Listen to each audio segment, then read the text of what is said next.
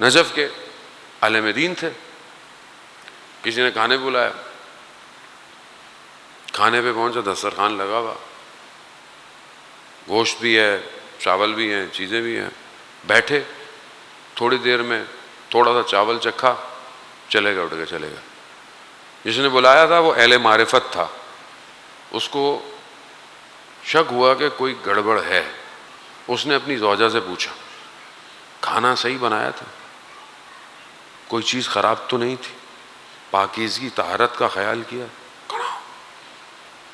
گوشت والے کے پاس گیا جہاں سے گوشت لیا تھا، کہا گوشت تم نے مجھے صحیح دیا، میں پیسے کوئی نہیں لوں گا، کچھ بھی لوں، بس مجھے بتا دو گوشت میں تو کوئی مسئلہ؟ اس نے بولا نہیں گوشت نہ، پھر بھی کوئی مسئلہ؟ کہہ رہا ہاں، وہ جب گوشت کٹا ہوا تھا تو بلی آئی، اس نے اپنے منہ میں دبا کر بھاگنے لگی تو میں نے اس سے چھین لیا۔ یعنی ظلم شامل ہو گیا، کوئی ایسی چیز اس میں وارد ہو گئی۔ اب استاد کے پاس گیا، کہا آپ نے کھانا کیوں نہیں کھایا؟ کہا ایسی، کہا نہیں استاد میں آپ کو جانتا ہوں۔ کہا دسترخوان پہ نجاست پڑی ہو تو کوئی بیٹھ سکتا ہے؟ علم مجھے نظر نہیں آئے گا، میں حرام خدا نہ خواستہ حرام کھا رہا ہوں، مجھے نظر نہیں آئے گا۔ لیکن جو شخص امام کا مال کھاتا ہو اس کا کھانا پاک ہے۔ اب وہ بولیں گے مولانا صاحب ہم تو کہاں امام کا مال کھاتے ہیں؟ خمس نہ دینا اپنے مال کو پاک نہ کرنا ہے، پاک نہیں کرنا۔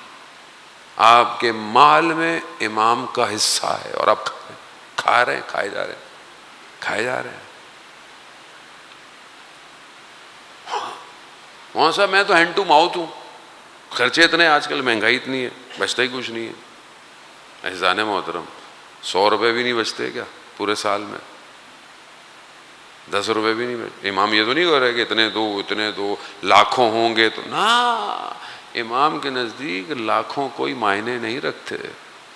امام کے نزدیک نیت، وہ بی بی شتیتا جو نشاپور کے پاس رہتی ہیں جن کا مرقد بھی ہے، جب نشاپور والوں نے 7ویں امام کو خمس بھجوایا تو اس خاتون نے صرف ایک سکہ بھجوایا اور لوگوں نے پوٹلیاں بھجوائیں دھرم و دینار کی۔ امام نے ان سب کو لوٹا دیا، صرف اس ایک سکے کو رکھ لیا۔ اللہ صلی علی محمد۔ اب یہ کیوں؟ کیونکہ وہ خلوص سے، وہ پاک تھا، باقی میں ملاوٹ تھی۔ اور بعد میں امام نے اس خاتون کے انتقال پر کفن بھی بھیجا، خود بھیجا۔ اذان محترم خوب یہ پاکیزگی جو ظاہر زندگی کے اندر ہے، یہی ریفلیکٹ کرتی ہے امام کے کاروان میں جانے کے لیے۔ جتنی اپنی معرفت کو انکریز کریں گے اتنا امام کے آپ قریب ہوتے چلے جائیں گے۔ یہ مراتب جو میں نے بہرحال آپ کی خدمت میں پیش کیے، یہ علم اور نفس کے، بہرحال ان کو انڈرسٹینڈ کرنا ہے اور ان کو طے کرنا ہے۔ اب یہی چیز آپ کو لے کے جائے گی۔ چھوٹا ہونا، بڑا ہونا، امیر ہونا، غریب ہونا، نو میٹر، اندر کیا ہے۔ اسی لیے اگر انبیاء، بعض لوگ سوال کرتے ہیں نا کہ وہ اسلام نے سائنس کے بہت سارے فارمولے سولو کیوں نہیں کیے، نبی آئے تھے سب کچھ بتا دیتے۔ نہ، یہ ذہن محترم، نبی کا کام یہ نہیں تھا۔ نبی کا کام انسان کو کمال پہ لے کے جانا۔ اس کمال کے ساتھ مادے کو آپ جتنا اوپر لے کے چلے جائیں، دنیا ظاہری طور پہ ترقی کر گئی ہے، بہت اوپر طرف جا رہی ہے، لیکن اگر نبی آ کر ظاہری ترقی بھی ڈیفائن کرتے تو پھر اگر کوئی کہیں نہیں جاتا یا کہیں کوئی جاتا تو پھر ہرج مرج ہو جاتی۔ ان کا کام کیا تھا؟ وَيُزَكِّيهِمْ، تمہارا تزکیہ کرے، تمہیں پاک کرے۔